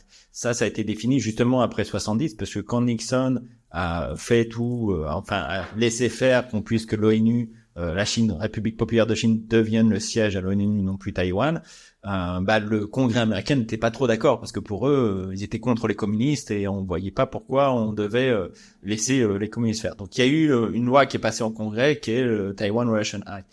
Et cette loi, elle était assez simple en fait. Elle dit tout simplement, Taïwan effectivement est un territoire de la Chine. Effectivement, la Chine ou Taïwan peut se réunir, mais ça doit se faire pacifiquement. Si demain la Taïwan décide de rejoindre la Chine, pas de problème, on n'intervient pas, ça ne nous regarde pas. Mais par contre, si la Chine populaire, la Chine communiste décidait d'intervenir militairement sur le territoire de Taïwan, la loi spécifie qu'elle prendrait ça comme une menace sur le territoire américain. Alors ça ne dit pas quelle réaction il ferait si on enverrait une bombe atomique ou on taperait juste sur les doigts des Chinois, mais il y a quand même une loi qui dit bien on prend ça comme une menace militaire sur le territoire américain. Donc ça, c'est assez différent de l'Ukraine où très clairement Joe Biden a dit il y aura jamais un soldat américain qui ira sur le territoire ukrainien. Donc on n'est pas du tout dans le même niveau.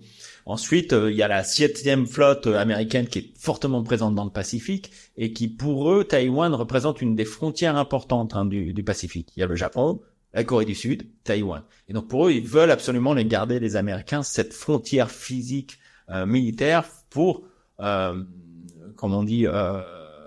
restreindre la Chine, pour pas que la Chine puisse trop se développer et prendre trop d'importance sur le Pacifique. On rappelle que les Américains ont quand même un petit traumatisme avec Pearl Harbor, et la Deuxième Guerre mondiale qui les a entrés dans la Deuxième Guerre mondiale. Donc pour eux, le Pacifique, est quand même un lieu très important sur lequel la plus grosse flotte américaine est présente. Et donc Taïwan, pour eux, est très important militairement que ça reste démocratique, en tout cas que ça ne reste pas que ça tombe pas dans l'escarcelle chinoise. Et la Chine est entourée justement par le Japon et Taïwan, et à Singapour et les Philippines. Et le fait est que le Japon qui a fait Pearl Harbor sont du côté des États-Unis et Taïwan sont pas vraiment du côté de la Chine en tout cas. Et ça fait un blocage pour les États-Unis, pour la Chine sur le Pacifique. Alors je comprends l'intérêt des États-Unis d'avoir cette protection. Est-ce que pour la Chine c'est justement pas un emprisonnement? Pour la Chine, justement, eux, ils voient ça comme une ingérence de la part des États-Unis. C'est pour ça qu'ils prennent très mal quand Madame Pelosi vient sur le territoire taïwanais, parce que pour eux, ils viennent sur leur territoire, c'est de l'ingérence. Et c'est pour ça que des grosses différences. Il y a des similitudes avec l'Ukraine, hein, bien évidemment, et évidemment la Chine aujourd'hui, Xi Jinping regarde fortement ce qui se passe en Ukraine, parce que c'est quand même une réflexion s'il devait demain envahir militairement Taïwan, et on voit beaucoup de spécialistes militaires s'exprimer depuis la guerre en Ukraine sur le potentiel de la Chine à envahir Taïwan, à s'embourber ou pas, comme la Russie fait en Ukraine. Mais la Chine, voilà, c'est depuis longtemps. Le Japon, la Corée du Sud, et c'est pour ça qu'elle garde des relations très proches avec la Corée du Nord. Hein, c'est toujours développé, essayer de développer son champ d'envergure. Elle le fait aussi au Sud, hein, malgré que c'était des pays alliés comme le Vietnam au départ. Aujourd'hui, elle développe son territoire maritime en contradiction avec les lois internationales, puisque elle veut développer son champ d'influence. C'était ma question suivante. Si on devait faire de la politique fiction, comment est-ce que la Chine pourrait justement envahir Taïwan, en sachant qu'ils n'ont pas de frontière directe en fait? Alors, ils n'ont pas de c'est forcément un débarquement, hein, ou soit par air, soit par mer. Ce qui pose déjà beaucoup de problèmes au niveau militaire, puisque si tu veux, par exemple, par rapport à l'Ukraine, la Russie dit masse, je sais pas combien d'armées autour de la frontière ukrainienne. On les voit, hein, parce qu'aujourd'hui la technologie permet de les voir. On m'a dit, mais moi je fais rien, je vous demande de faire ceci, je pourrais vous envahir, mais pour l'instant je le fais pas. Et puis du jour au lendemain, il peut envahir. Alors que là, avec la mer, tu les vois tout de suite. Tu vois bien que si les bateaux arrivent, c'est plus une menace juste, c'est une réalité.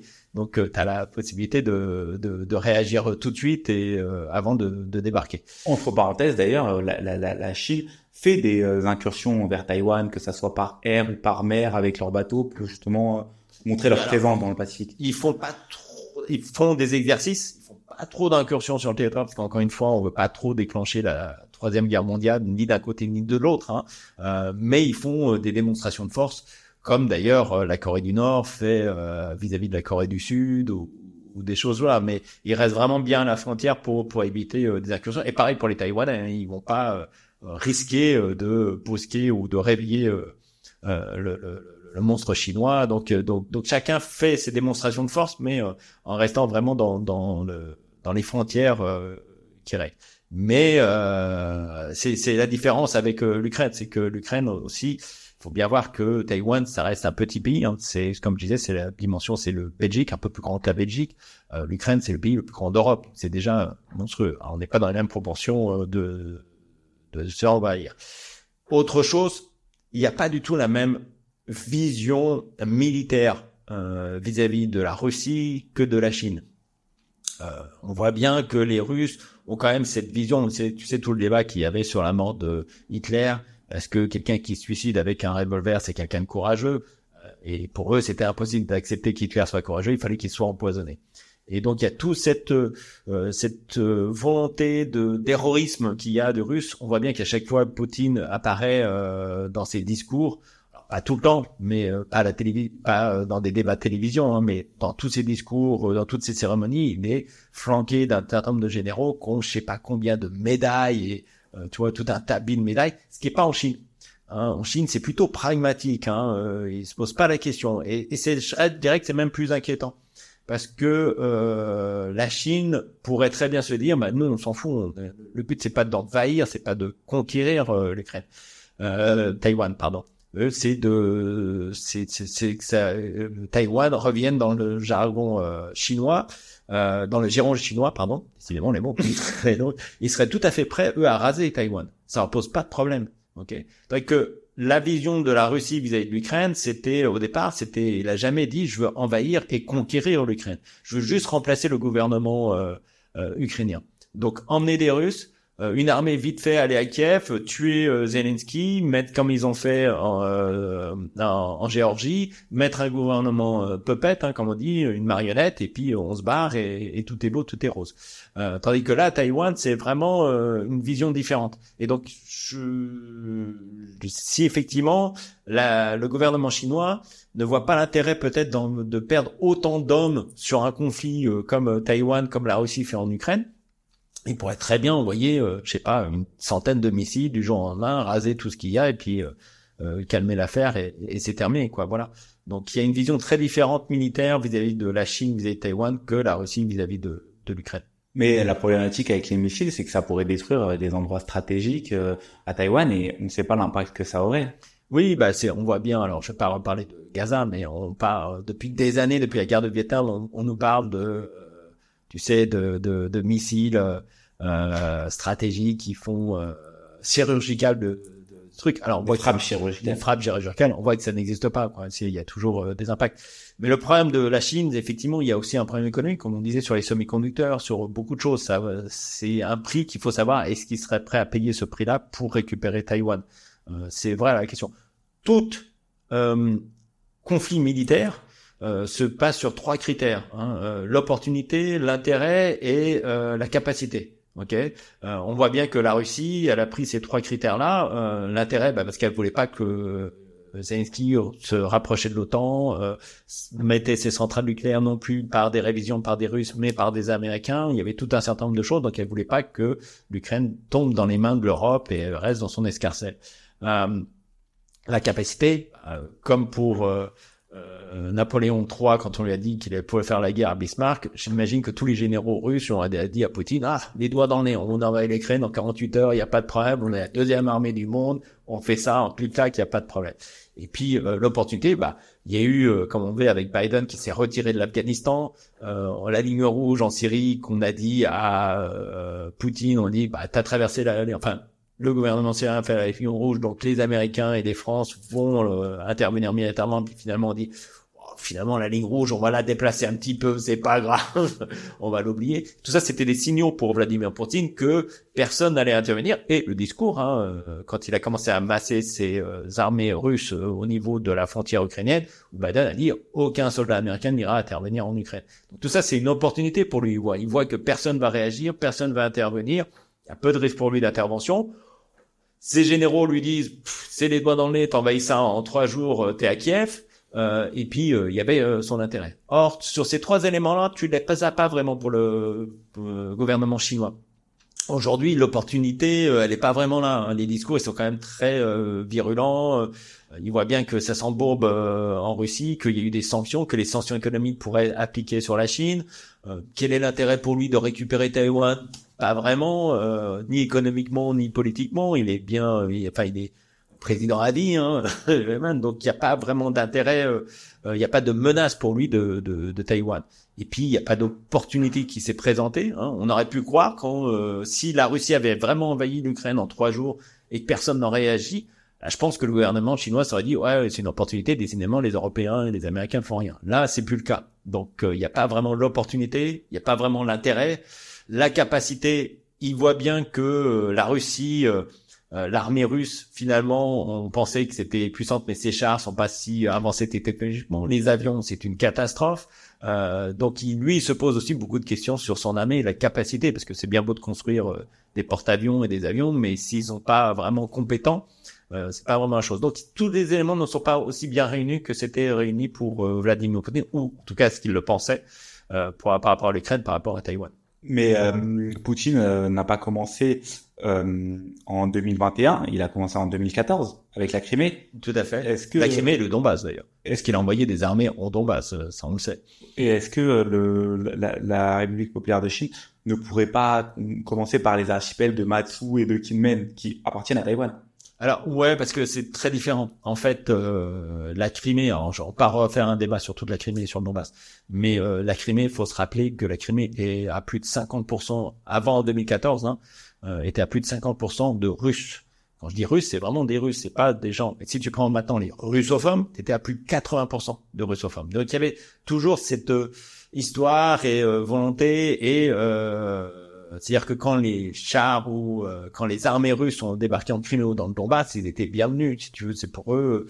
Il y avait tout un débat politique et philosophique avec le gouvernement de Poroshenko qui était complètement opposé et qui voulait changer les lois des langues et tout ça. Donc il y a tout un autre problématique sur laquelle, effectivement, encore une fois, une opportunité que Vladimir Poutine a saisie. Voilà, il y avait un problème au niveau du gouvernement de Crimée, du parlement, de Crimée, contrairement au parlement de l'Ukraine. C'est pas le cas à Taïwan. À Taïwan, ils sont pas bienvenus. Et les îles dont tu fais référence, c'est des tout petites îles. Il y a quasiment personne qui habite là-bas. C'est vraiment juste des spots militaires. Donc il n'y a pas vraiment d'opportunité encore pour eux. Ça leur apportera pas plus pour une future invasion de Taïwan, puisqu'elles sont très très proches des frontières chinoises. Ça mettrait juste la puce à l'oreille et une réaction tout de suite vive de Taïwan en disant c'est notre territoire, ça y est, ils vont nous envahir, avec probablement la notion que c'est pas juste ces îles-là qui vont prendre, c'est Taïwan qui prennent dans la foulée. Donc c'est pas du tout la même chose. Là, il y a eu en Crimée et dans le Donbass des réactions de la population locale sur lesquelles la Russie a pris l'opportunité de mettre des armées dedans en déniant qu'il y avait des soldats russes dedans, en disant simplement ce sont des volontaires. Tandis que là-bas, c'est pas la même chose, c'est pas possible de faire ça, c'est vraiment une invasion militaire. Une invasion militaire pourrait être un signe très fort tout de suite pour Taïwan, que c'est pas juste ces îles-là, ils vont tout de suite sur Taïwan, et une réaction forte aussi bien du Japon, de la Corée, de Taïwan, que peut-être aussi des États-Unis. Oui, mais après chaque pays a ses militaires non officiels. Par exemple, la Russie a Wagner, et je crois que c'était des membres de Wagner à l'époque en Crimée, au Donbass. Est-ce que la Chine ne pourrait pas utiliser les triades? Alors, les triades, oui, elle l'utilise. Il y a toujours une histoire de relation entre les triades. Les triades, je rappelle, c'est la mafia chinoise. C'est l'autre nom qu'on donne à la mafia. Il y a toujours eu des relations, il y a eu toujours des impacts. On sait que les triades ont fortement intervenu justement sur la répression à Hong Kong. Malgré tout, c'est un outil, mais c'est pas la même chose que Wagner. À la différence que Wagner était un outil à la disposition de Vladimir Poutine jusqu'à vers la fin, mais juste un peu avant la fin, ça a toujours été un outil qui était dépendant de Vladimir Poutine et qui était à totale obéissance de Vladimir Poutine. Les triades restent quand même des triades, ça reste quand même de la mafia. Ils ont leur propre intérêt. Si eux, ils n'y voient pas d'intérêt, bon, il faut que ça soit un intérêt commun pour faire des choses. Donc effectivement, il y a un intérêt commun quand c'est Hong Kong pour leur donner, pour fermer les yeux sur les jeux à Macao, des choses comme ça. Là, pour les petites îles de périscope de Taïwan, il y a aucun intérêt pour les triades de faire quoi que ce soit. Pour des gens intéressés par l'argent, il y a toujours des intérêts, dans le sens où le Parti communiste chinois pourra toujours leur trouver des financements. Je sais que les princes rouges, qui sont les héritiers des personnes ayant fait des politiques ayant fait la révolution avec Mao, donc les fils d'héritiers de la révolution communiste, sont devenus millionnaires en faisant justement du business entre le Parti communiste et les entreprises privées. Et souvent, ces entreprises privées sont tenues par les triades. Oui, alors encore une fois, Wagner, c'est une force militaire qui a été créée en annexe de l'armée russe.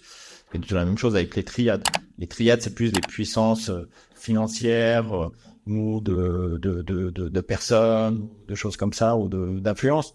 Encore une fois, c'est un outil pour le président chinois actuel. Il n'est pas tributaire des triades. Il a quand même une puissance beaucoup plus importante, même si les triades sont très importantes.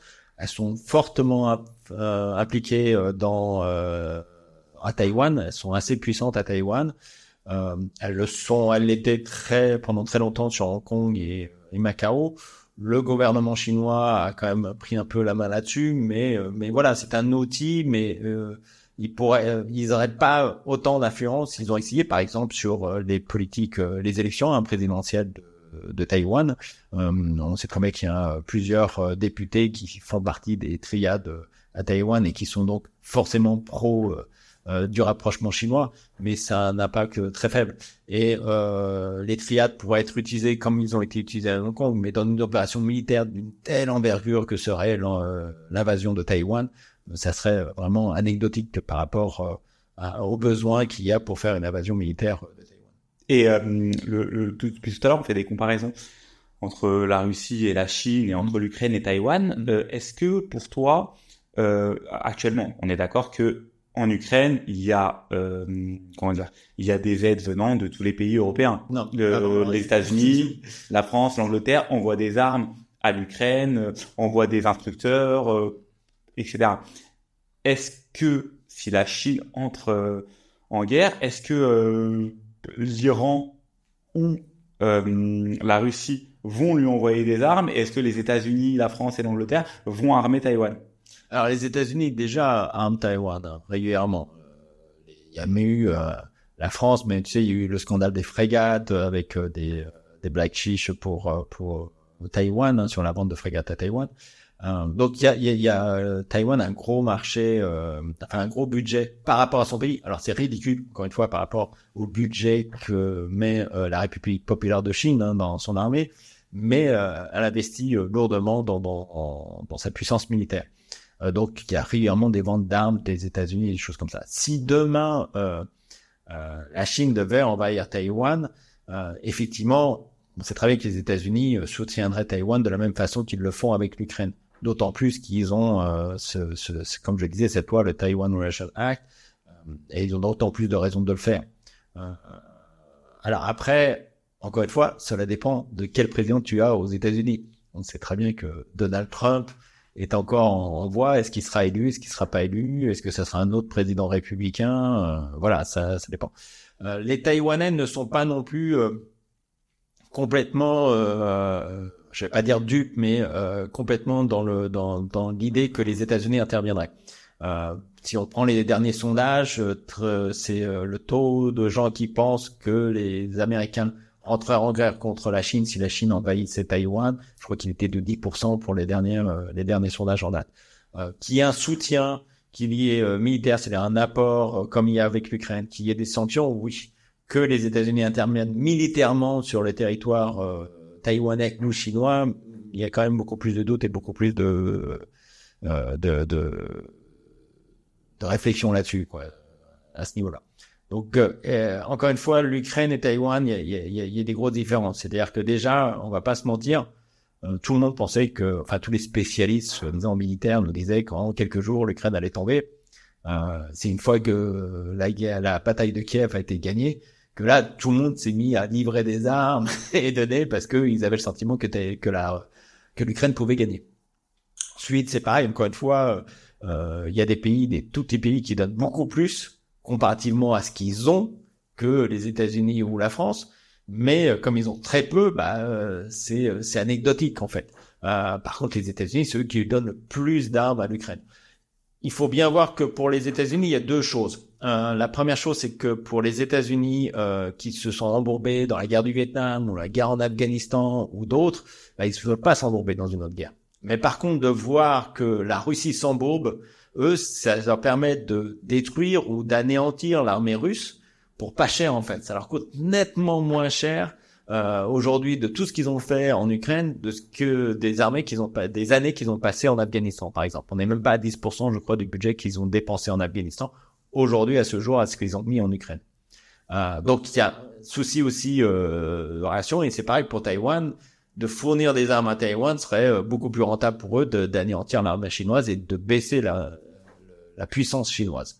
Par contre, il y a aussi une longue histoire d'isolationnisme aux États-Unis, et c'est pour ça les Taïwanais, entre autres, ne sont pas très favorables à Donald Trump, parce que il est très isolationniste, hein, comme ça. Parce que les États-Unis, depuis la création des États-Unis d'Amérique, ils ont toujours eu cette volonté politique d'isolationniste.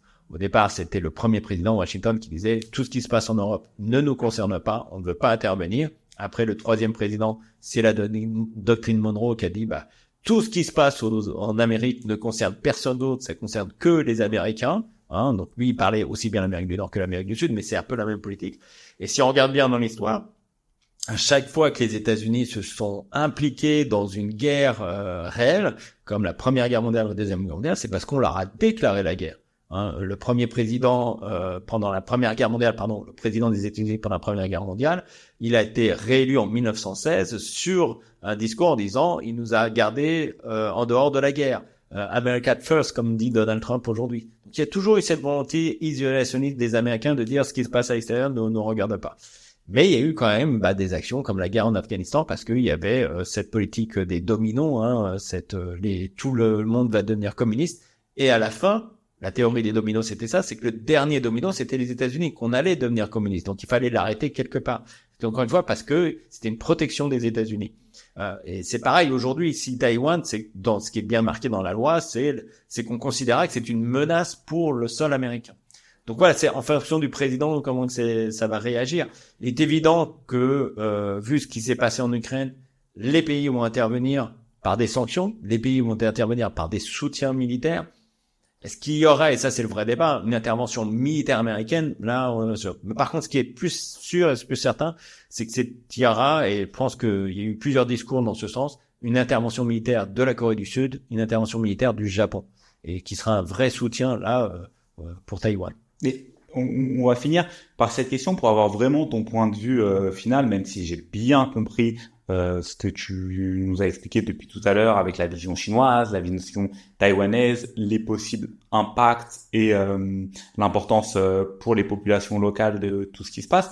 On est d'accord que n'importe quelle guerre, n'importe quel mouvement géopolitique se passe au départ grâce à un impact ou à cause d'un impact politique ou d'une détermination politique. Xi Jinping a évoqué le fait que avant 2049, donc ça sera les 100 ans de la naissance de la République populaire de Chine, avant 2049, Taïwan redeviendrait chinoise. Qu'est-ce qu'il voulait dire?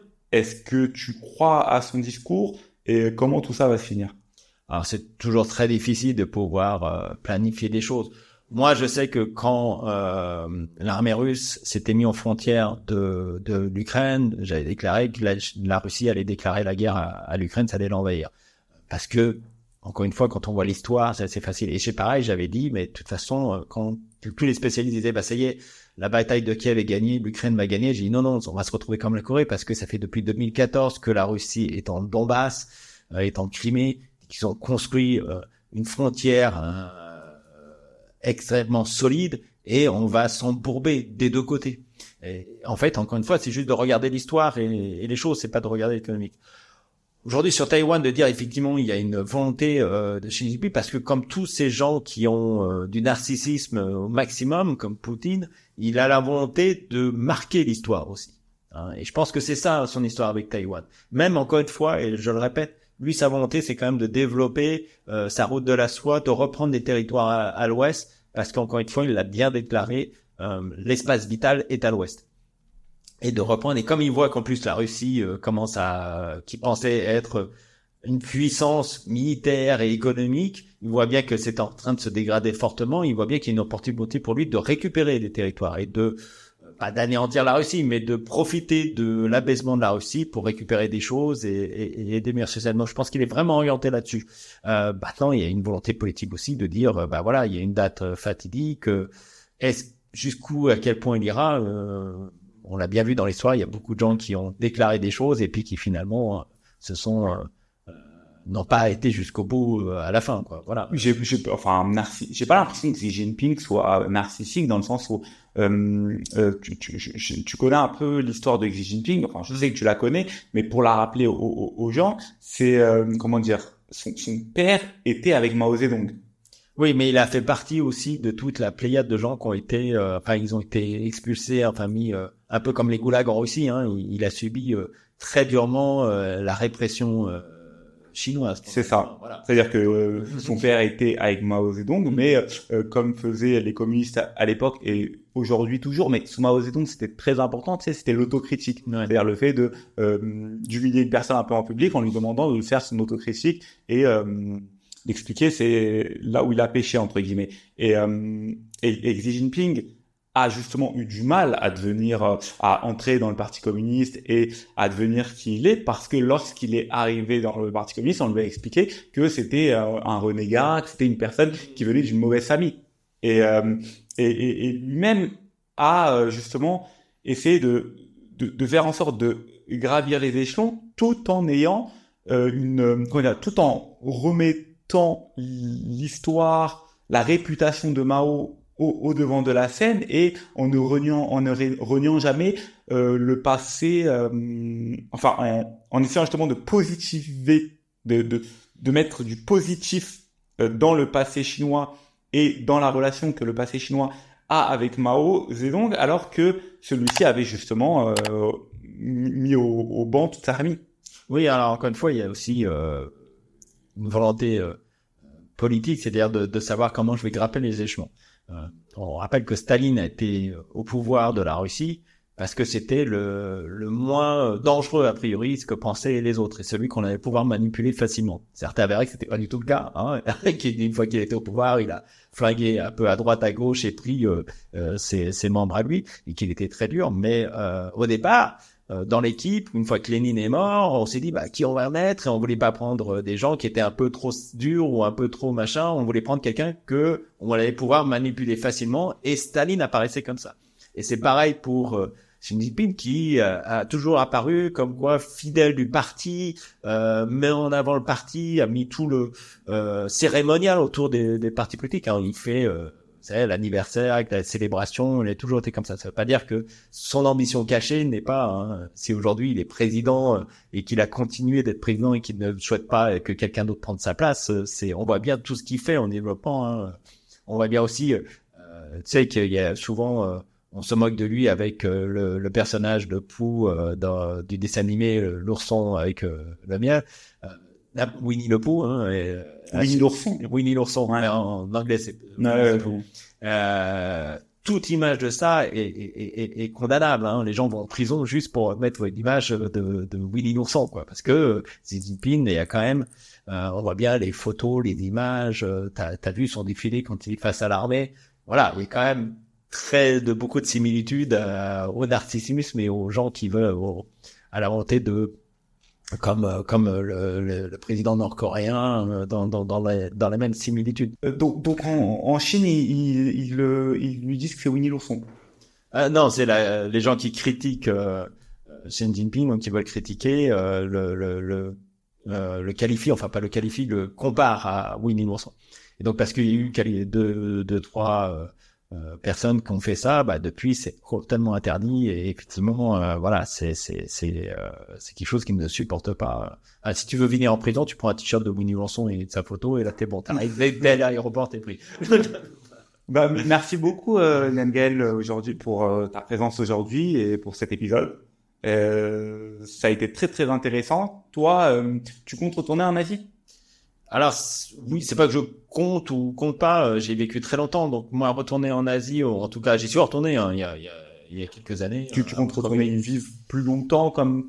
En fait, pour moi, c'est ce que je dis à mes amis, c'est quand je retourne à Taïwan, c'est comme si je retournais en Bretagne. Je connais par cœur, si tu veux, sauf que je me tape 14 heures d'avion et 10 000 kilomètres. Donc, c'est pas anodin. Aujourd'hui, quand je voyage, je préfère voyager des trucs que je connais pas et de découvrir de nouvelles zones. Ok.